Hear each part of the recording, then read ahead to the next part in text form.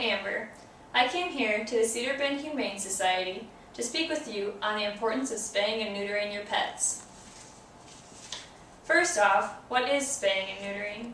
Spaying means the surgical removal of the reproductive organs of a female animal.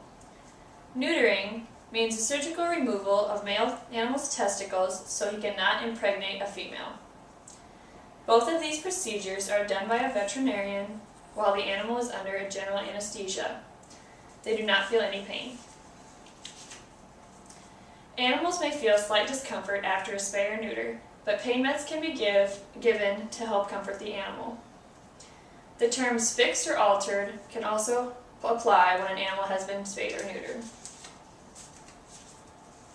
Some benefits of spaying female pets, cats, or dogs are: it eliminates unwanted cost of litters, medical, and care, reduces the number of unwanted animals in shelters, eliminates owners from having to find responsible owners for these pets, eliminates heat cycles which cause discomfort and wandering, prevents false pregnancies. 25 to 35% of female dogs will have a false pregnancy. A false pregnancy is when the animal's body thinks it is pregnant, it begins to prepare itself for birth, the animal will start lactating, nesting, etc. Eliminates visits from unwelcomed male dogs, greatly reduces the chances of mammary tumors, eliminates the possibility of having infections in the uterus, and in cats, it reduces the yowling and meowing that goes along with the heat cycle. Benefits of neutering male pets, cats, or dogs.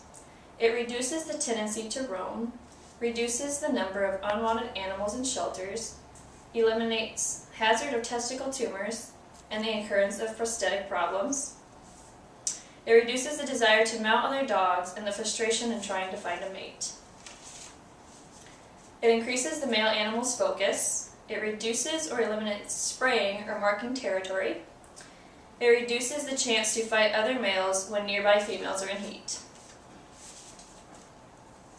Some people believe there are a lot of negative things associated with spaying and neutering your pets. One of these reasons is, my pet will get fat and lazy. That is false. Overfeeding your pet, not giving it proper exercise, will make your pet fat. And the laziness comes from you not being active enough with your pet. Another reason is, I cannot afford to get my pet spayed or neutered. There are such things as low-cost spay or neuter clinics, and some clinics are even free. The initial cost of spaying and neutering may cost a lot, but not anything compared to raising a litter of puppies or kittens. Another reason would be, oh, we'll find homes for all the puppies and kittens in the litter, but are those homes responsible? Where will your puppy end up when they realize it's not what they wanted? In a shelter? If we cannot find homes for these puppies or kittens, the local shelter will help us find homes. Shelters are overran with puppies, kittens, cats, and dogs of all ages. So when you bring unwanted litters into these shelters, it causes overcrowding. This only leads to more euthanasia. Another reason people believe in not spaying or neutering is that every animal should have one litter before they're spayed. Why? So they can contribute to the overpopulation of animals already in shelters? There are no health benefits with allowing an animal to give birth one time before getting spayed. There's actually medical evidence that if an animal is spayed before its first heat cycle, it will be healthier. Some people feel it will change their animal's personality for the worst. This is highly unlikely.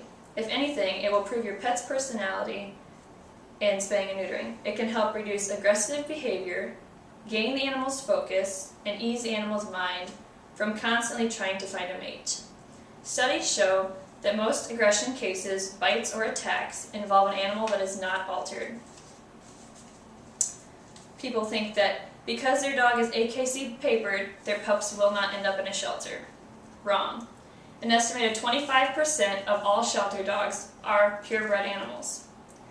Now take into account the numbers of shelters there are in the United States, and take that 25%, that is a large number of dogs that were never supposed to end up in the shelter.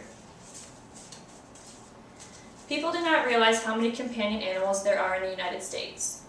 and estimated in order to give every cat and dog a home, each person, from infant to elderly, would have to own 7 animals.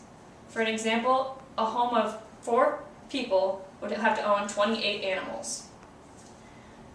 Clearly that is unpractical, so this leaves some animals completely homeless. So why do we keep breeding?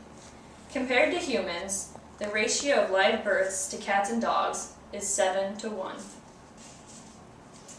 Here's an example. One cat has 5 kittens. Of those 5 kittens, 3 are females. The irresponsible owner does not get them spayed or neutered. Those 5 kittens each have 5 kittens, and of those 15 kittens, 7 are females. Again, the owner does not spay and neuter. Well, each of those 7 kittens have 5 kittens.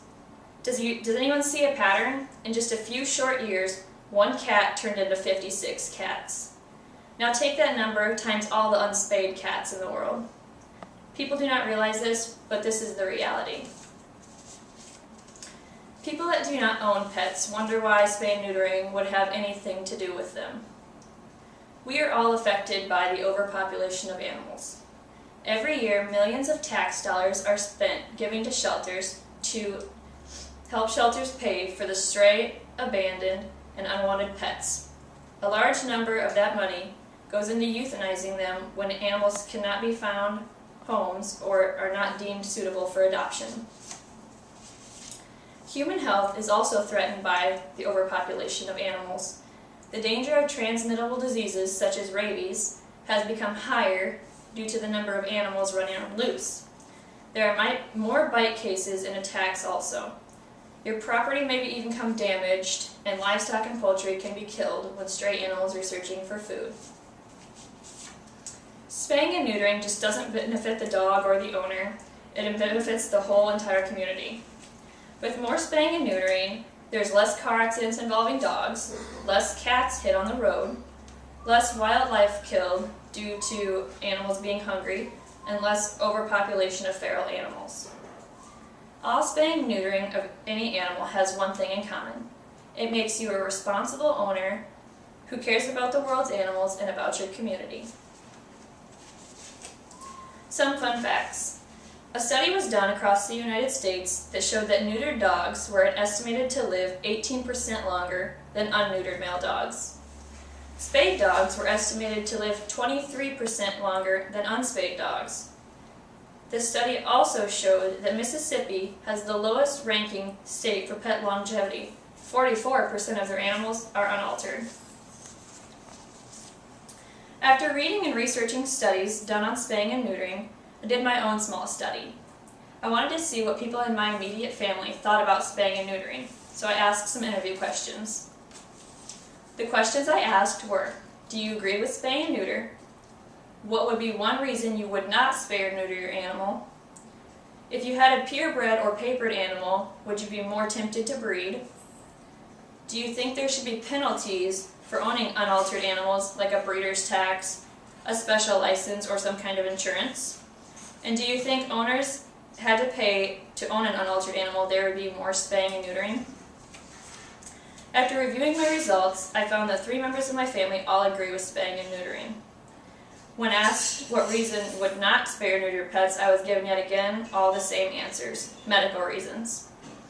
I asked them if having a purebred animal would make them more tempted to breed. They all said no, and that papers did not interest them, neither did breeding. They all agreed that there should be penalties for owning unaltered animals and breeding. They felt this way there would be much more spaying and neutering. My study revealed that most of my family has all the same opinion on spaying and neutering. They feel it is a necessary and responsible thing to do for any pet owner. Spaying and neutering pets sounds like a simple solution to companion animal overpopulation, doesn't it? People don't realize that's simply the major part of the problem. When you get your pets fixed, not only are you helping them, you are helping unneeded future generations, shelters, and your entire community. Be a responsible owner and spay and neuter your pet. Thanks everybody for watching my video. Here are some examples of the animals that were unwanted, strays, or abandoned that overpopulate shelters each year.